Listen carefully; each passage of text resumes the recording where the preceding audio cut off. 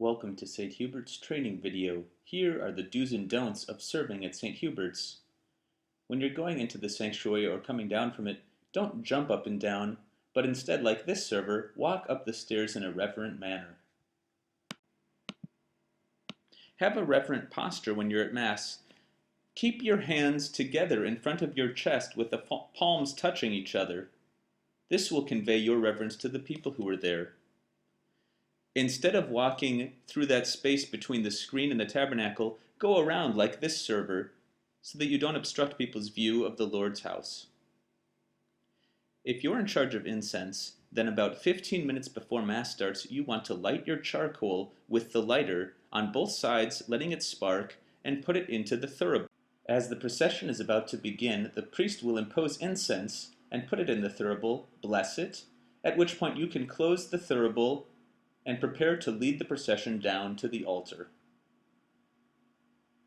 You'll genuflect when you come to the stairs, or you can bow if that's easier for you.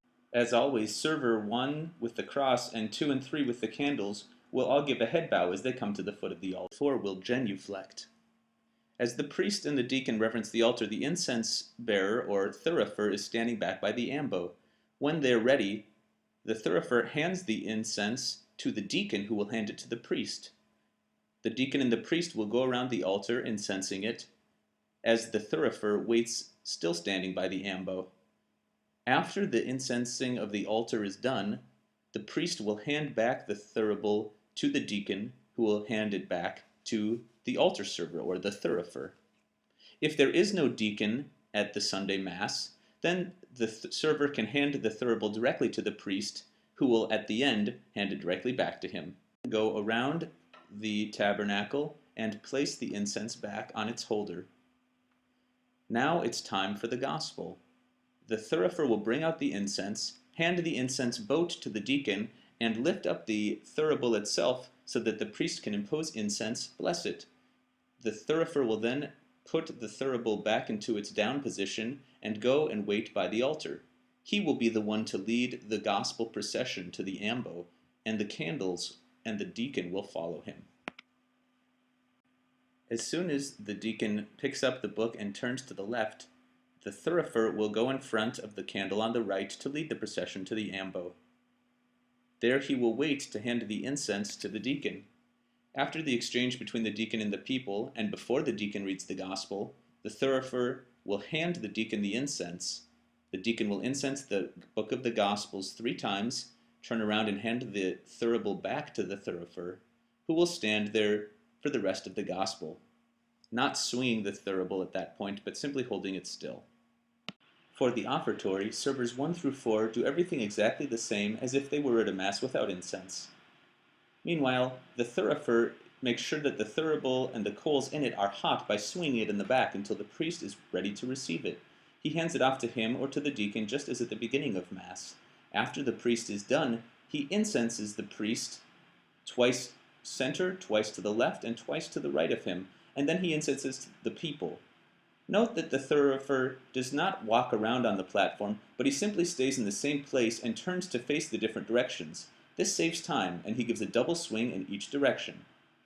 After he's done, the hand washers come, as normal, to wash the priest's hands.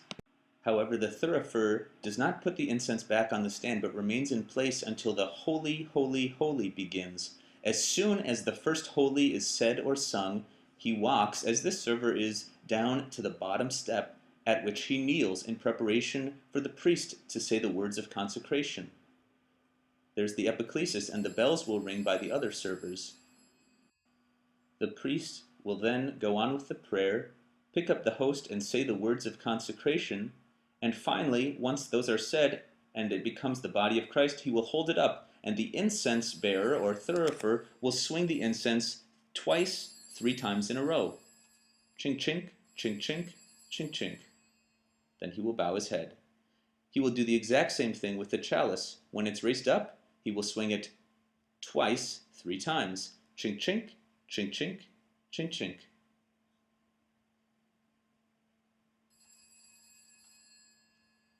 After that is done, the priest will say or sing the mystery of faith, and the people will begin to sing or say the response. As soon as the people begin to say or sing the response, the thurifer gets up and puts the incense back on its stand. That is the last time incense will be used in the Mass. At this point, the next thing that happens is the altar servers all receive communion, and then they help to clear the altar as usual. The incense bearer doesn't have to do anything there.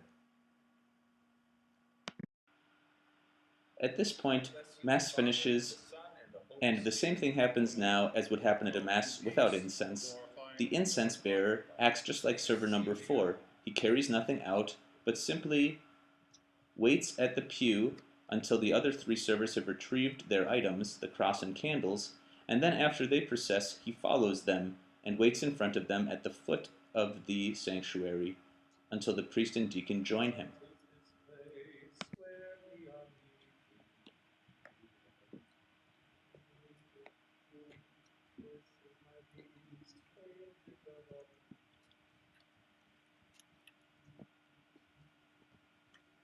After getting to their usual places, once the priest and deacon are down at the bottom of the steps as well, those who are not holding items will genuflect together, everyone else will bow their heads, and then we'll turn and head out.